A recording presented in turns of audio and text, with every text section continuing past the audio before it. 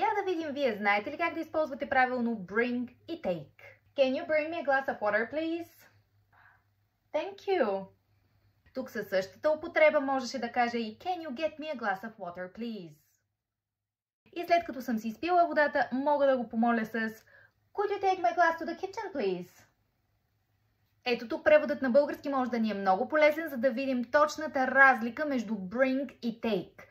Bring използваме, когато искаме да помолим някой да ни донесе нещо, да го донесе при нас. Bring me. И видяхме, че get me има същото значение. Могат да се използват взаимозаменяемо.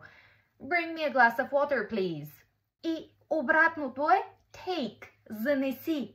Take my glass to the kitchen, please. Занеси чашата ми в кухнята. Правя малко уточнение за тези от вас, които живеят в Щатите или пък учат American English, че там използват bring за почти всичко.